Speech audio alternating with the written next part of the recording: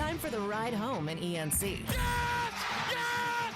Yes! This is your 5 o'clock drive with Patrick Johnson. Holy mackerel! More news, more interviews, more ECU stories than you can shake a stick at. Hey, stop shaking that stick. This is the Patrick Johnson Show. Pirates win! Pirates win! On 94.3 The Game.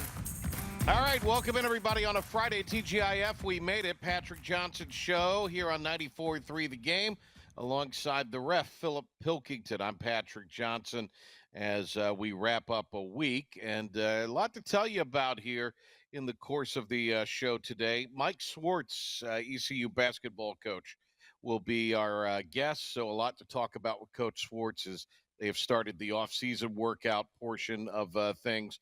We'll have a little bit of a break and then come back and resume those activities before they re-enroll or enroll and begin the new academic year in August. Philip alongside.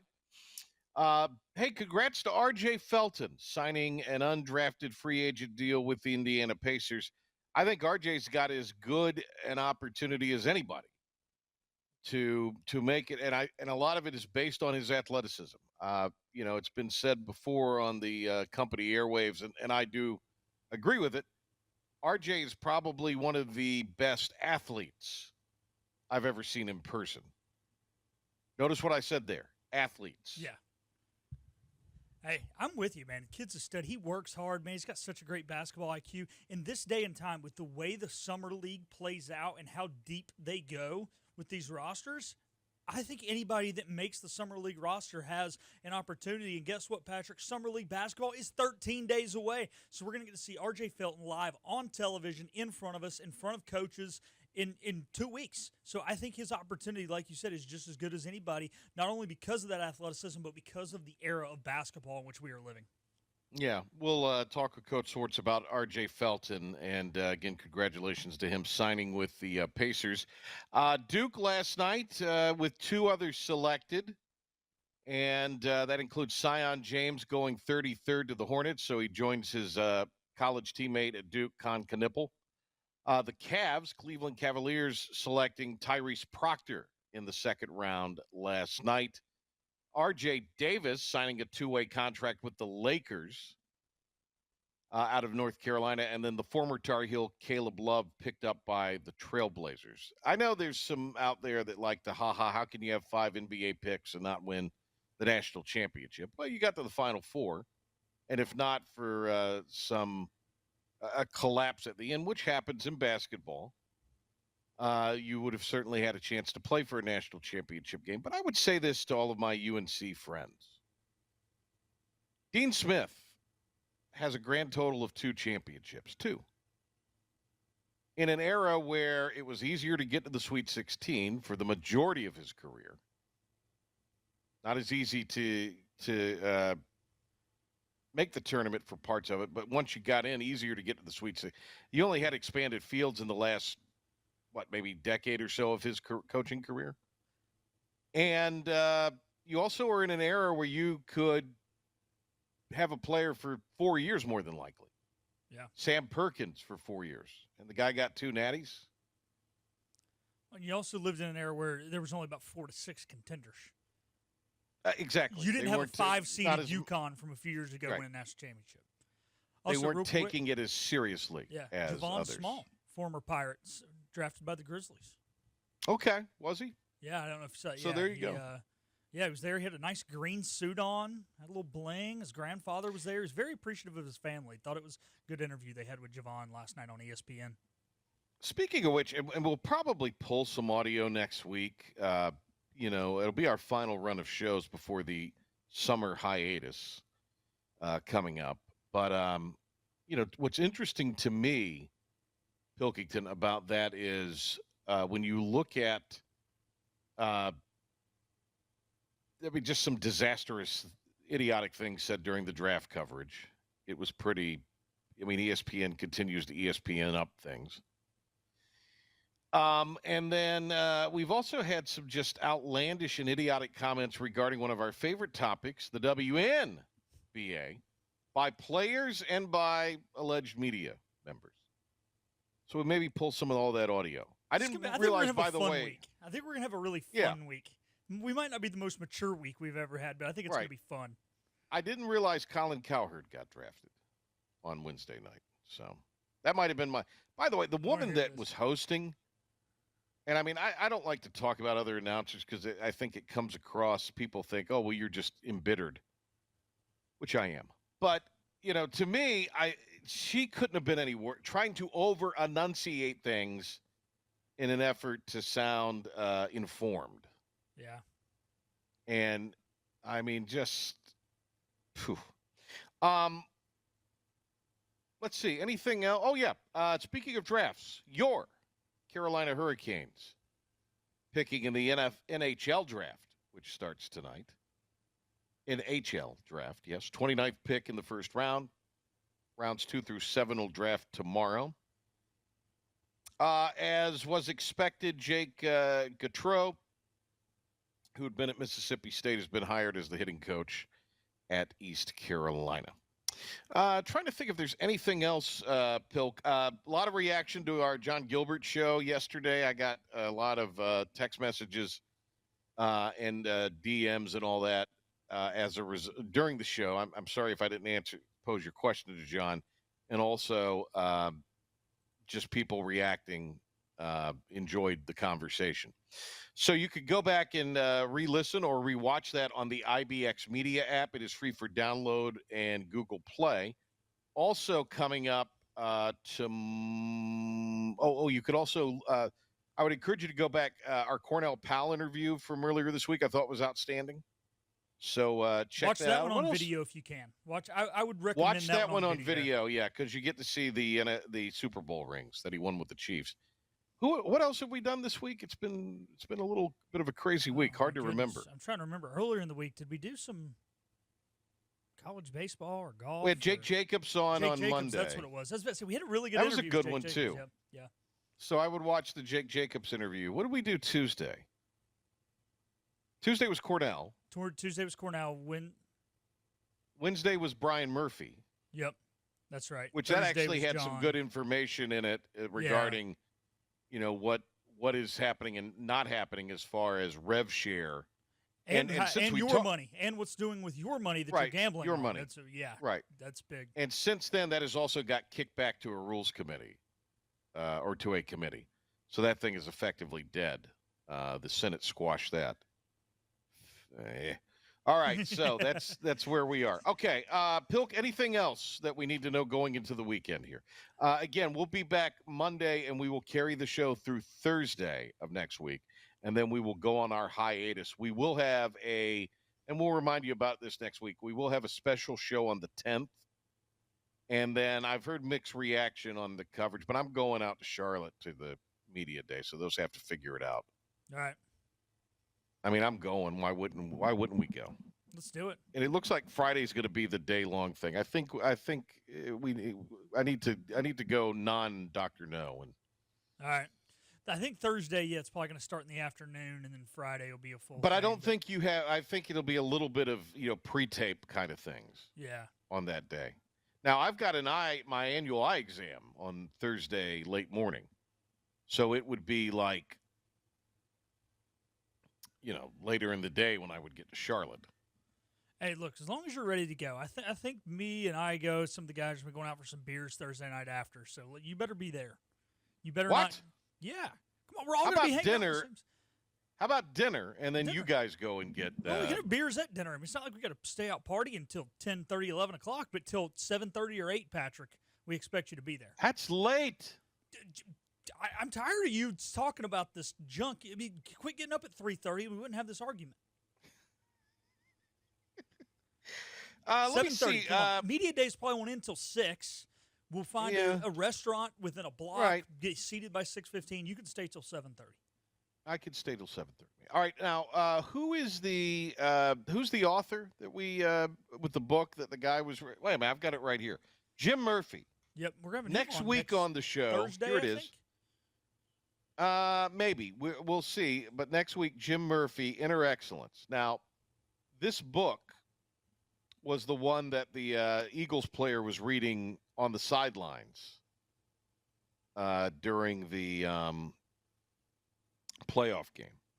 By the way, I'm gonna take Inner Excellence with me to the Working Man's Beach when I leave a little later on tonight or tomorrow and go down there for the week or so. And I'm gonna thumb through the book while I'm on the beach.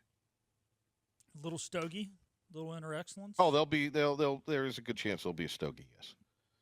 But Brian Murphy, this book, Inner Excellence, and so we'll talk to him. He is a former athlete himself, so I'm looking forward to talking to him. I think he's going to be joining us from Europa. Yeah, is he in whenever we talk to him. Spain, I think? Is that where he is? His people that we've been working with to get this interview done are saying he's in Spain. Yeah, we might have to do a morning taping of that one, because I think if we wait till 5 o'clock, it'll be like 11 p.m. his time. Well, you talk about late dinners. They eat late dinners and all that He'll in have Spain. a siesta, Spain's a and then he'll have dinner, and then we can get him right after dinner. It might be perfect. We'll get him right after dinner. That might be the way to go. All right, so all that is coming up. Again, go back and you can just a great run of guests this week, and I would encourage you to download the IBX Media app. Also, I want to say a quick word here before we go to break. Want to thank the people, Hank Hinton, Matt Slate, others who put a lot of time in to Team Boneyard, and that is going to morph into the rev share efforts through ECU Athletics. But we were kind of joking about it yesterday in the lobby of the studios, and that is, the Team Boneyard hats and shirts and all that. They're collector's items now. Yeah. But I mean, when you look at that, Pilk, I mean, that was something you talk about created from scratch. Yeah. Hank and the others that were involved essentially just created, and nobody took a salary. Nobody was taking a percentage. Everything other than the legal expenses and the structural expenses of it. I mean, Jana, we've talked about on our various shows, did a ton of work for that. They did, or she did. And these guys, wasn't compensated for it. No, and I will say these guys missed a lot of dinners with their families on Tuesday, Wednesday, Thursday nights to go do that. I mean, this wasn't a 20, 25-minute call at 1:30 in the afternoon. I mean, these were 3 to 4 hour meetings at 6:30 at night on Tuesday. Because everybody nights. had jobs. Yeah, everybody had jobs or other obligations that they leaving the wife at home with the kids to get them ready for bed and not getting in until the kids were tucked in, kind of thing. Well, and it wasn't like you had this tremendous benefactor writing multi-million-dollar checks. No. And so you were getting to play, GM. No, I mean, this was, you had to go out and beat the bushes to raise the funds for it. So, all right, Pilk, tell you what, why don't we get a break? We'll come back. Mike Swartz on the Patrick Johnson Show Friday. Stay with us. Remember, get the podcast of the show on the IBX Media app or where you get your podcasts. I listen on my Apple Watch. Smart speaker. Listen while you work. I listen everywhere. The Patrick Johnson Show on 94.3 The Game. All right. Hey, welcome back. Patrick Johnson with you here, and pleased to welcome at this time the coach of Pirate basketball. Mike Swartz joins us here as we're in the off season. A lot of the players back on campus. They're starting to fire things up. There'll be a little break, and then they will return. Lots to talk about with Coach Swartz as we welcome Mike Swartz back to the Patrick Johnson Show. Coach, great to have you on. Yeah, great to speak with you, Patrick. Awesome to be back with you and have our guys here going this summer so far. Well, let's talk about some of the things that are going on in the world of college athletics, and RevShare has entered the chat, if you will, and that'll be a big part of how ECU does business moving forward. We've talked about the NIL collective essentially dissolving and all of that moving into a situation that'll go into RevShare, and John Gilbert very artfully explained to us on Thursday a lot of how that will be executed and implemented. But when you look at it from the standpoint of revenue share and college basketball, this was sort of the thing everybody was waiting on before they could start operating with this new set of rules. How has it changed things for college basketball and specifically for East Carolina basketball?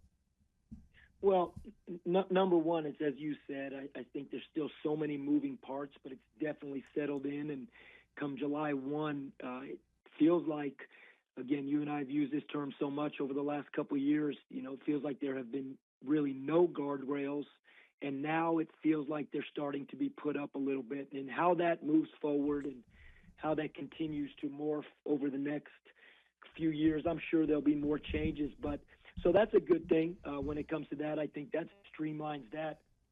I think the other side of it is, man, we were so appreciative of what Team Boneyard has done for us in terms of our program and ECU as a whole, and everything that they have done has been so important for the growth of our program and our student athletes. And then now phasing into this revenue share era, really appreciative of, Chancellor Rogers and the campus, and obviously John Gilbert and all of our administration in terms of their commitment into this rev share world for our student athletes and how that looks. But big picture is that now there's a real model and an understanding of how this all works in terms of student athletes getting to earn still what they would refer to as NIL, but it's just through a revenue share model. Coach, the sports have been announced for rev share at ECU: football, of course, men's basketball, women's basketball, and baseball. A lot of this is going to be sort of a trial and error sort of thing. And again, as John Gilbert said on Thursday, we're entering the phase of where we don't know what we don't know at this point. As far as from what you've been able to maybe gather and what you do know, and I know there's only so much you will publicly be able to say, but there's a really good commitment to the NIL from Garrett Blackwelder. And do you feel from a standpoint of just rev share and East Carolina being able to compete, that the program, your program specifically, is in a pretty good spot when you compare it to the conference brethren? Well, trying to compare is impossible. Not nearly impossible, but it is impossible just because there's so much unknown, as you said. And I think John said it perfectly. There's going to be so much that we don't know, and you're going to continue to figure it out as it goes because this is still so new. But that all being said, feel so fortunate, PJ, in terms of the commitment and, again, the support from campus, the support from Chancellor Rogers, the support from the athletic department to be in the revenue share process, our ability to feel very healthy and chance to compete. Again, not comparing to where other people are because, again, it's a big unknown. It really is. But to feel like, hey, there's a true commitment to it is very exciting as a basketball program. So that's really the biggest thing. And when we look back at what happened, that amazing gift from Garrett Blackwelder and the match and how that played into Team Boneyard, and then I know John has explained the incredible job Ryan Robinson has done formulating the Purple Gold Society and how that all comes together between Team Boneyard and now into the Purple Gold Society. So even that, back to Garrett's donation and his generous gift, I think that provided such great momentum as we move into this rev share process because that was really the beginning of it. That got the ball rolling in terms of that commitment to NIL and Team Boneyard, and it trickled over into the Purple Gold Society and the ability to raise funds for revenue share. So really feel excited about our opportunity to be in that space. We're speaking to head basketball coach for the Pirates, Mike Swartz. He joins us this afternoon on the Patrick Johnson Show. I think the question I maybe how I should have phrased it is, from the standpoint of this brave new world, with all of the things that have been committed and that are going to be committed, does this perhaps put you in a position to have conversations beyond the initial interest conversation with players either out of high school, out of junior college, or out of the portal? Absolutely. Without a doubt, I could feel very confident to say that. And we have said before that we would never use that as an excuse on why we couldn't go attempt to recruit or attract top talent and top athletes that we feel really excited about here at ECU. But without a doubt, when it comes to strictly the financial component of rev share, we feel really optimistic about our ability to get beyond the first conversation and really show that we're a real player and that we're going to be a real player in this conference. And look, Patrick, there will be teams that have a higher revenue share budget, and there will be teams that have less. And we know that. And, it's no different in any sport, at any school, in any conference, and honestly in any walk of life in terms of business. So we're prepared for that. But we know this, the commitment that we have here and the excitement that we have as a coaching staff and a program because of it, we know we're going to go out and fight, and whether it's out of the portal, high school, junior college, international, that we have the ability to go say, hey, here's what we want. Now we got to go try and fight and get it. Coach Schwartz joining us here on the Patrick Johnson Show. I think a big part of where this program is heading and where the program is as a culture in this really brave new world now, you did get Jordan Riley, Travion LeBeau, and also Jay Woodard to almost as instantly as the season ended commit to coming back, and Team Boneyard and the collective had a lot to do with that. But I think, there is also, you can't understate the fact that to those guys, they feel like this is home, and they also feel like that this is a program that is on the come. Well, here's one thing that we've talked about quite a bit this spring. In our first 3 seasons here in Greenville, we have had the opportunity to return our leading scorer every single season, and through retention. And so year one, Javon Small, who potentially will hear his name tonight in the NBA draft, he went down in the first few games of conference play. So on paper, maybe his numbers were the leading scorer that year, but truly R.J. Felton was the leading scorer that year along with Brandon Johnson because they played and they both came back that next year. Then after our second year, R.J. Felton was clearly our leading scorer, and he came back last year. And then we lost C.J. Walker and R.J. Felton due to graduation, and those were our top 2 scorers. So our leading returning scorer was Jordan Riley this year, and he came back. And I would venture to say you could go through the whole American Conference, and I'm not sure you could find another team that has been able to retain their leading returning scorer that had eligibility remaining and came back for another year. And in R.J. Felton's case, it was 2 years, and obviously with Jordan coming back this year, it will be his second year. So we are very excited and proud about that, PJ. I'm going to share that with you because the feedback that we've gotten is that whether it's the culture, the player development, Greenville, ECU as a university, it's a place that these guys love to be, and they have really embraced this community, this coaching staff, and this program. And then when you have Team Boneyard with that and all of their support, and then now it's moving into the revenue share process, but again, it's all NIL based, that we're very excited about the ability that we have had over the first 3 seasons to retain the guys that we have. We've never had to go out and get 12, 13 new players, and there's many programs that have had to do that. And we know this. We have never been the program that just has the most money either. We've never gone and outbid everybody, whether it's for retention or through the portal, and said, hey, we just have more than everybody else. And we don't expect to be that, and that is the way it should be. But that being said, that combination, that formula of their experience here, their development on and off the court, hopefully what they feel is the culture of this program, winning, trending upward, as well as our ability to compete financially, I think is a great equation, and we feel very fortunate and proud of that. We're speaking with Mike Schwartz here. Let's talk about some of these returning players, in particular Jordan Riley. What will be the steps you hope Jordan will be able to take from this season to the next? Yeah, probably 2 things would be the biggest thing. Obviously, we want to see his shooting continue to improve, which it has. He's had a great off season so far. And, he's as an explosive player as there is off the bounce, driving, in transition, and finishing. Obviously, the ability to shoot the ball with more consistency from behind the arc will only enhance that. So he has put a lot of time into that, and that will be an ongoing process. He understands that as much as anyone. That's the next step of his game on the court. And then from a leadership perspective, he's such a great teammate, great person to be around. He knew what our team looked like last year. He knew we had a player in R.J. Felton that had been a leader in this program for multiple years, and he fit right into his role, and that's what makes a player so well. He understood his role, and he embraced it. Well, this year, we're going to need his role to be a real leader, a vocal leader. We talked about it in practice just this morning about this exact thing.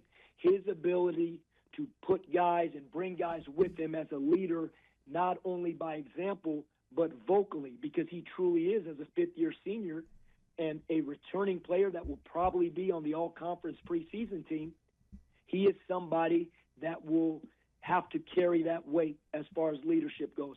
And then lastly, again, one more thing on the court would be his defense, just to continue to elevate, to want to be a defensive player of the year candidate in this league.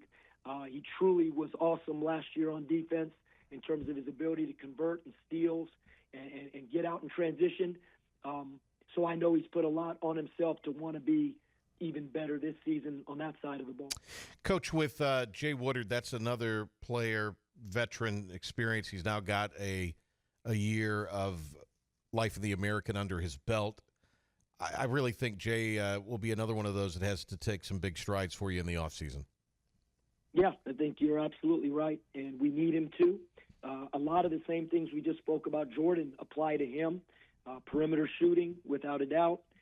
Defense, he wasn't quite the defender that Jordan was last year. It's an area that he knows he really needs to improve on, particularly scouting report defense, and we've challenged him with that, and he's accepted that and is excited about being coached hard and the opportunity to grow in that area, specific scouting report defense.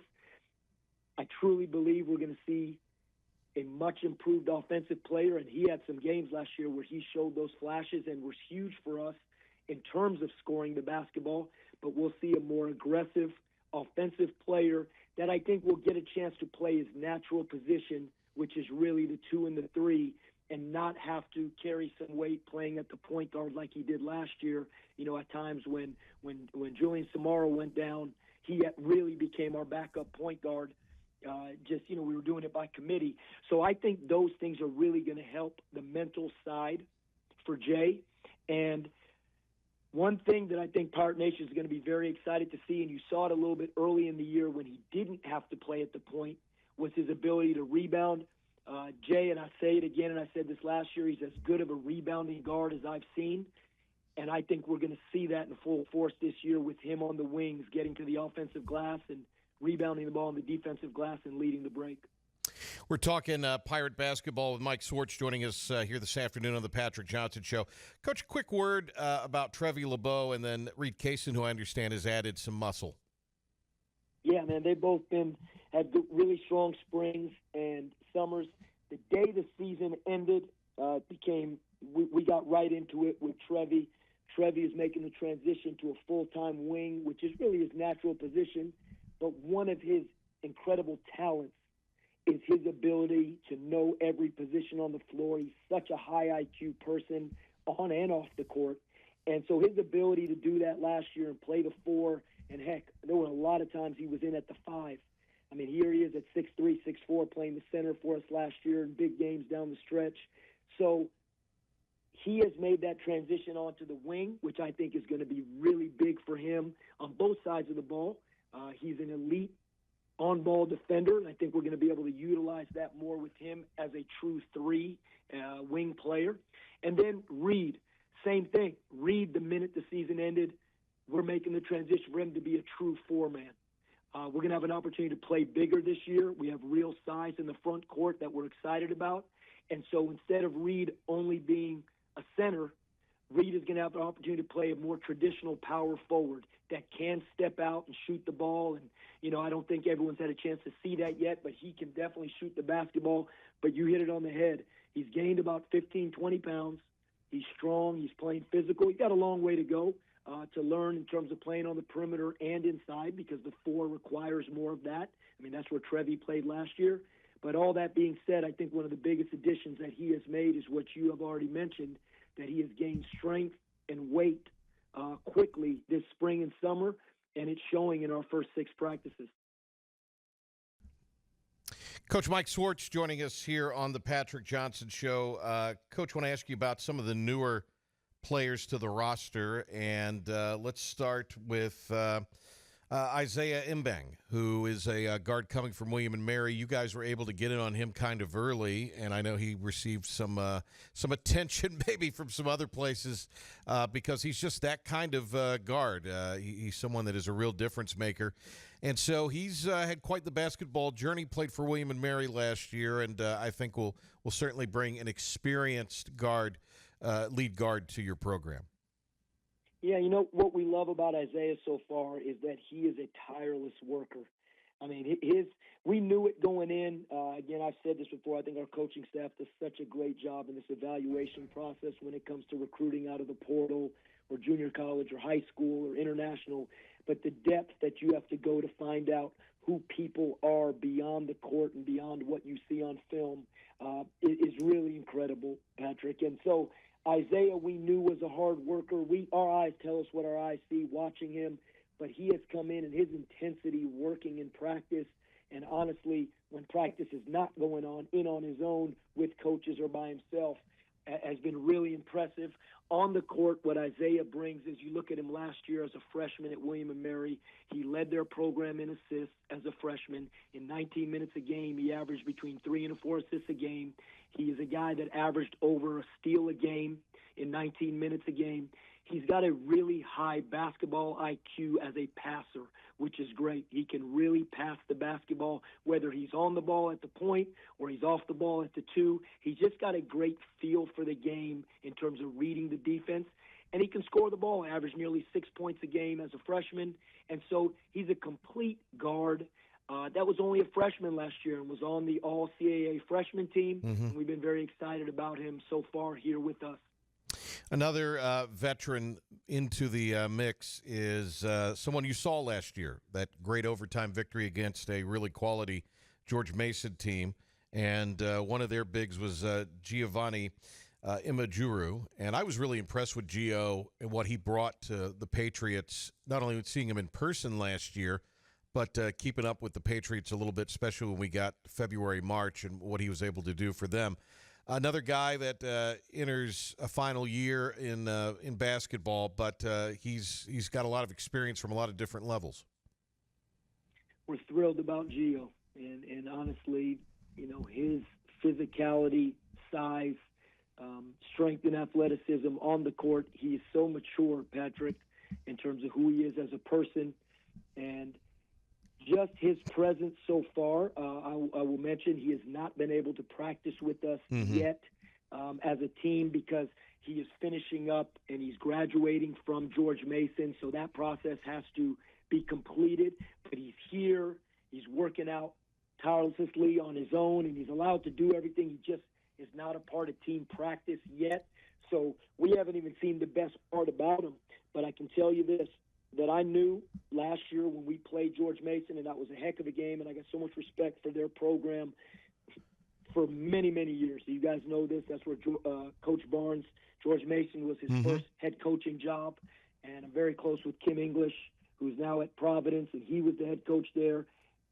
You think about, you know, Coach Larinaga and their Final Four. So it goes on and on. So the George Mason program is a program that I know me personally and our program has a lot of respect for.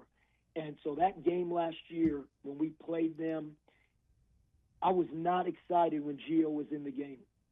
And I remember thinking that through scouting leading into the game and during the game, it was a big thing. We didn't want him on the court. Yeah. So I know this. I'm very happy he's in the purple and gold this year. He has been awesome so far since he's arrived. He brings leadership to the sidelines in terms of talking to the guys. Like, as I said, he can't be involved in what we're doing, but just his work ethic and his maturity, we know what kind of physical specimen he is. We know the physicality he's going to bring, and that was a big part of when I mentioned we're going to be bigger this year. I truly believe we have a chance for this to be the best front line that we've had.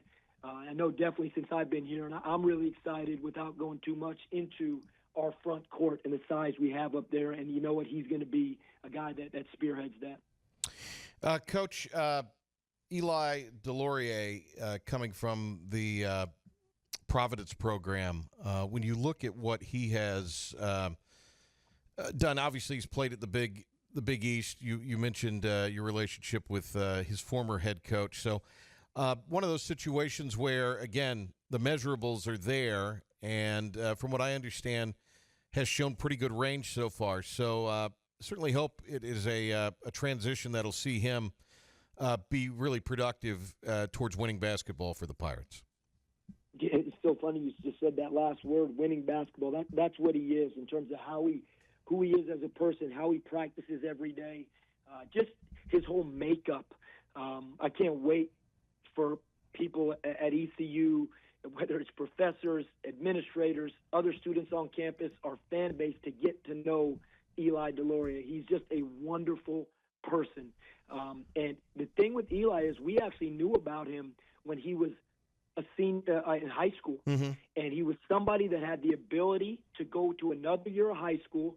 It was my first year. We got late word that he was thinking about potentially coming out.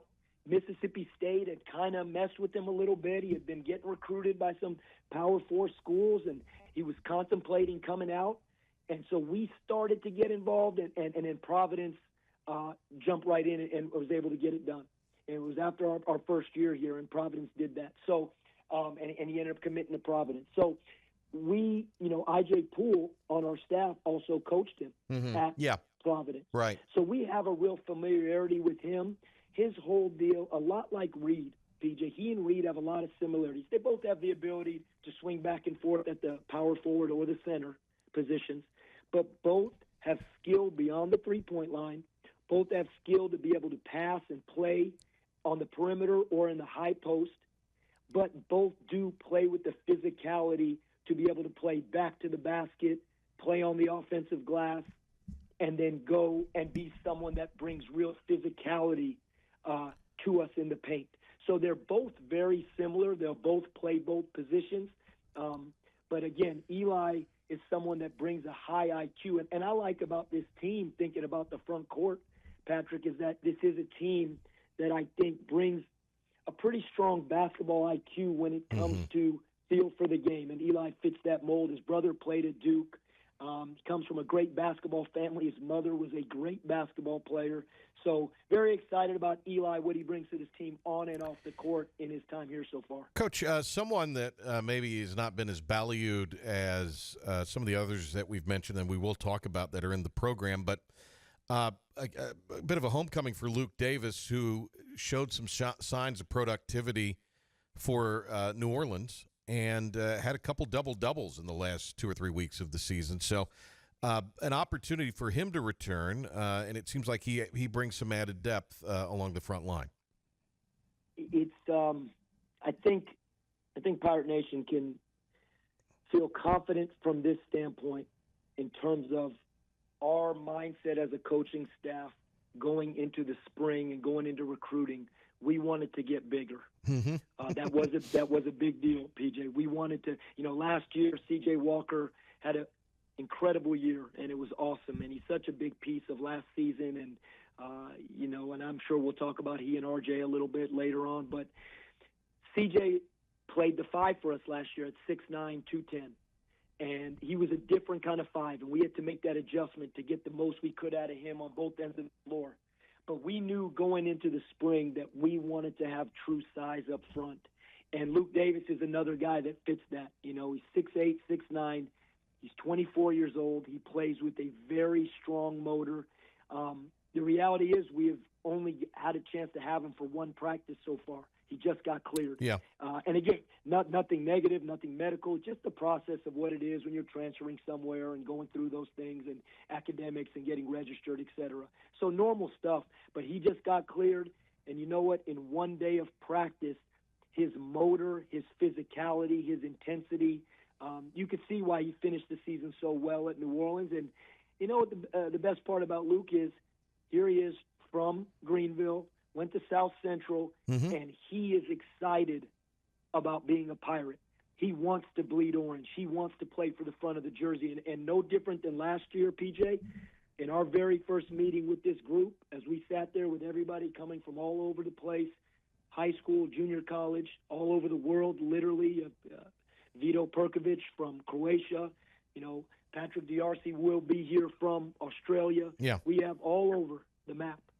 We said, guys, all of you left for different reasons where you're coming from, graduation, transfer, graduated high school, whatever it may be. And there's nothing wrong with that. Everybody has a different scenario.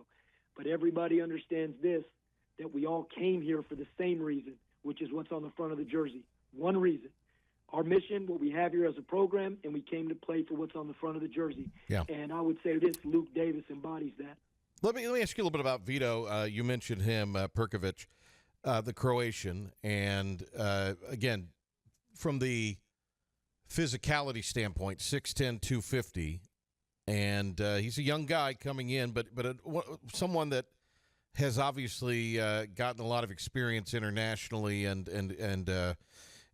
to a degree domestically. Yeah, it probably what you would imagine in terms of a international post player, 6'10", 250, as you said. He's very strong. He has to get himself in what would be college shape in terms of speed, movement, athleticism. But that's normal. I don't care if you come in as an elite athlete out of high school or you come in someone that's been a post player and maybe hasn't had to play at that pace. There's just a huge transition when you come in, and that's just it goes for across the board. But for him, I think the biggest thing with Vito is, as you said, he's had great experience overseas. He comes from Hamilton Heights, a really high-end high school prep program where he played against some of the best high school players in competition over his last 2 seasons there. Mm-hmm. And then he is someone with real physicality, but he's got perimeter skill to shoot the basketball and pass the basketball.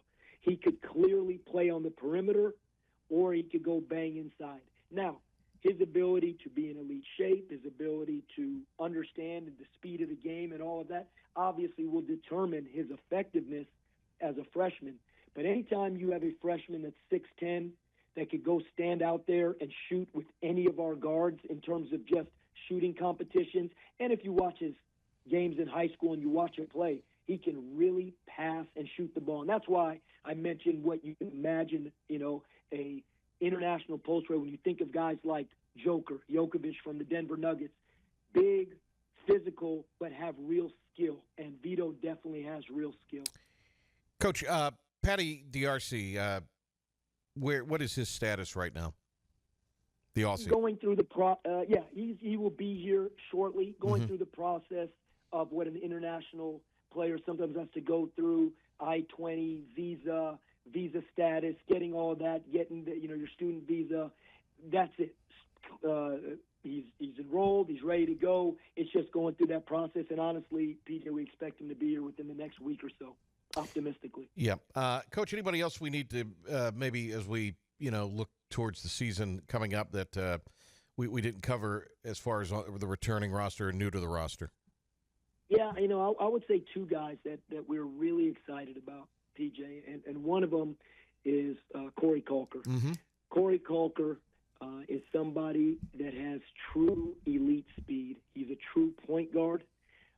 Again, he was committed to another school early throughout most of his junior college season. Mm-hmm. He was committed to Louis. He was committed, verbally to Louisville, and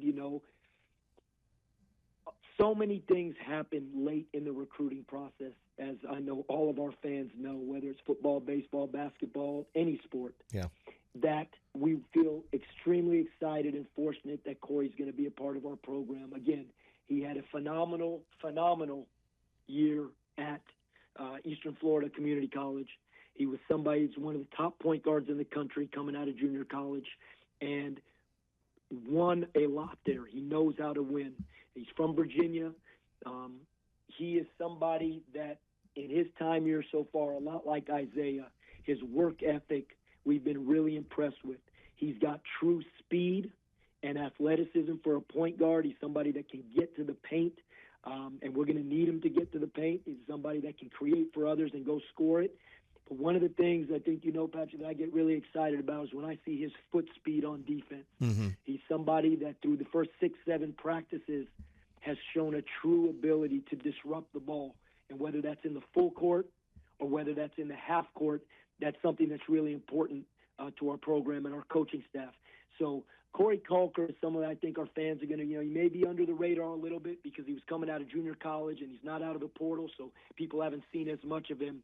But his speed and point guard ability is something that's got our coaching staff really excited, and he's been great since he's been here. And the last guy is Dahi Quinn. Mm-hmm. He's out of Massachusetts. He's a freshman, 6'3", 6'4" guard, kind of college-ready body already, but his toughness and physicality at that spot as a 6'3" guard is really something that has been awesome to watch through the first 6 practices. We knew that already. He's got a reputation out there on the circuit with other coaches. They said, man, that Dahi Quinn, we call him DQ, they said that Dahi Quinn, man, he plays angry. He plays angry. And I kind of love that. I love that whole feel of a guy that plays angry and physical like that. And he has shown that since he's been here. So really excited about DQ as well. Coach, really quickly, want to have you say a couple words on C.J. Walker and R.J. Felton. But let's start with C.J. first. And both guys will have an opportunity to earn paychecks playing somewhere. And with C.J. Walker, boy, it's someone you wish he just seemed to get better and better. And when you bring in a guy that's been around the block, that can go one way or could go the other. And this went it went in a very positive way for the Pirates. Yeah, and again, and CJ just credit him so much for the buy-in. And I know we talked about this all last year. Just his coachability is what I really believe allowed him to take that step to be so successful, because he bought into everything, both individual and team. Whatever we did, he bought in like a hungry freshman would. And that says a lot for someone that was in his final year of college at the age that he was. But he's had a good spring. He's had workouts. And you know what? I know he's excited about what the next step is for him. And, again, I'm sure it's a scary time for a lot of guys when you get to this point. But we couldn't be more appreciative and excited. And CJ will always be a Pirate, and I know he'll be back around here. But man, he had some great moments last year and helped us do a lot of winning and a lot of good things last year when he was a big piece of it. Coach, with RJ, and I think when you look back at RJ's career as a whole, will certainly go down as one of the all-time greats here. I sure hope, Patrick, that his number is up in the rafters, and I truly believe that. Yeah, agree. I feel like it should be. I don't know enough about the criteria, et cetera, and I'm sure, but 4 years, graduated. The records are, we could do a whole call just about the records that he's set and the impact that he's had on this community. So I truly believe that, and I talked to RJ about that in our first year together. I said, RJ, you're somebody, if you do this right, and you do, by the way you've shown me who the kind of person you are, and you live it out like that, you're going to have a chance for your jersey to be up in the rafters. And I hope that happens. But I'll tell you, Patrick, it was he was here yesterday, actually. It was awesome to see him. He's here yesterday, and he was in the gym working out, and he's the same RJ. And that's what's so beautiful about him, is the type of person he is. And it was very sad to have our first team meeting, and we had our welcome back dinner, and I said it to his mom. I said, this is the first time in my career I've been here, and he hasn't been here. And it was great to have Latravia, his mom, there, and obviously LaDante was here, his brother. But the point is about RJ is just what he's done for himself and this university and our basketball program. And I'll share this because maybe Pirate Nation doesn't get a chance to know this. RJ had 14 NBA workouts. And I've been in this a long time, and I've been with guys that have been lottery picks and guys that have turned out to be long NBA careers and everywhere in between. And for RJ to go with the call that he got, and I'm not sure if I shared this story with you, we're working out in the spring, and he's working out with us. Mm-hmm. He's in the gym working out with us, and he gets a message on his phone, and he comes running over to the scores table, and he says, Coach, is this true? Is this true? And I'm really worried. I'm thinking, what happened? What are you showing me on your phone? Did something happen while we were in practice? And this was just in April. And he says, and he shows me, and it's someone from the Portsmouth Invitation saying, RJ, this is so on and so forth. So long story short, he goes to Portsmouth, does what he does that night at 7:30. He goes and he has a great game, scores 25 points. He's the leading scorer in the game. He's the leading scorer in Portsmouth over the 3 days there. And you know what? He hits adversity again. He doesn't get invited to the NBA Combine or the G League Combine. But that's what RJ is. He has resiliency. He has grit. He didn't let that phase him. He just continued to work. He ends up getting 14 workouts with different teams. I mean, heck, he worked out with he and Javon Small had a workout together, in one of his final workouts. They were in the gym together. So many great experiences for RJ. He's put himself in a position where who knows what happens in the second round of the draft, what happens afterwards, but he has put himself in a position to go represent his family, and ECU playing with an NBA franchise this summer, and the opportunity to go try and fight for a roster spot and see what happens next. And you know what? It's a tribute to him, his family, his buy-in, and how hard he worked and how much he bought into representing Greenville and ECU. And just couldn't be more proud of RJ. But I will share with Pirate Nation, he's doing great, and he's the same old RJ, and we're going to miss him. Coach, what can you give us on non-conference scheduling? I know there's been an agreement reached with App State. What can you tell us here as we start to wrap things up? That I really think this is going to be one of the most exciting non-conference schedules that ECU basketball has ever had. And we know it's a lot, and we understand that. And you know what? Hey, we're going to have to be ready. And we wouldn't want it any other way. It's going to be extremely challenging.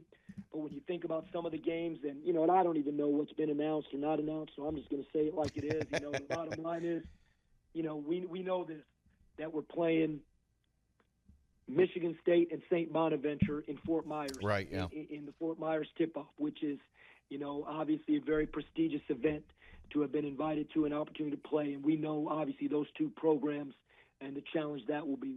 We have our return game at UNC Wilmington, as that series will continue. Wilmington, one of the strongest programs that there is. So, we have that game at Wilmington. We will be playing at Richmond. We've started a series with Richmond. So we'll be at Richmond, and Richmond will be returning the following year to play here. So another national program in the Atlantic 10. I know we've spoken about this. We're playing at North Carolina on December 22nd. So we have that game. And then coming into Minji, some other teams that we have coming in, we will have UNC Greensboro will be coming in.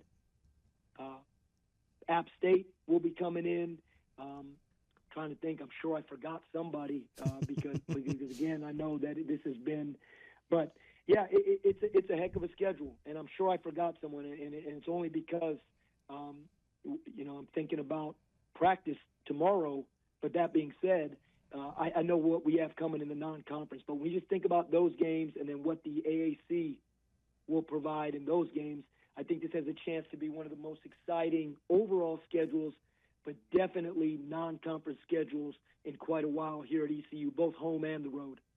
Is everything kind of sewed up, or there's still some details being worked out on the complete non-con? Yeah, no, we still need to. Okay. Share that with you. We're still 2 games short of it. There's still 2 more games, and scheduling couldn't be more tricky or complicated than it's getting right now. I mean, there's just so many variables in college basketball. And you know what? The whole rev share thing is a big piece of it. Sure. You'd be shocked, PJ, how scheduling has been affected by it. I mean, universities looking for financial situations that benefit their rev share in terms of maybe being paid money to play games. It's just changed the whole landscape because people are using funds from all different areas to go into that revenue share bucket, right? Which makes sense. Yeah, I think absolutely. It makes total sense. But that being said, that's why we're sitting here still 2 games to go in terms of to complete the schedule. But again, the ones that we mentioned, and I'm sure I forgot 1 or 2, we just know that those non-conference games going to provide a heck of a challenge, but one that we're excited about. Do you know the opener yet? Let me think long and hard. You know what? That one, I do know the opener. Okay. I don't know if the contract has been signed. Okay. Back, so probably for one time, I'll go on that side and I'll say, hey, let me just wait on that. Yeah, no, I As opposed to understand. just giving it out. There's a lot of But things I do know when we're playing. There is contract stuff on. Hey, has it been signed? Has it been sent back? All that stuff. And Sure. I got to respect that. No, absolutely. Understand. Hey, you've been gracious with your time. We really appreciate it. Hope it's a great rest of the summer for you, and looking forward. I'll hope you get out to a couple of these summer workouts when we get back from the holiday. Yeah, hope to see you soon, PJ, man. Great to catch up. Schwartz for being with us here. Great conversation with him as we talk about ECU basketball. Always an exciting thing to do. All right, again, a reminder. We'll be back next week. Our run of shows will last through Thursday before our summer hiatus. Go to the IBX Media app, download it, Google Play in the App Store, and relive our John Gilbert interview from yesterday, or hear it for the first time, or watch it for the first time. Also, great interviews with Cornell Powell and his Super Bowl rings, Brian Murphy, Jake Jacobs, et al. All of our shows are on there. All right, have a great weekend, everybody. We'll see you next week from the Working Man's Beach, Surf City, for the Patrick Johnson Show.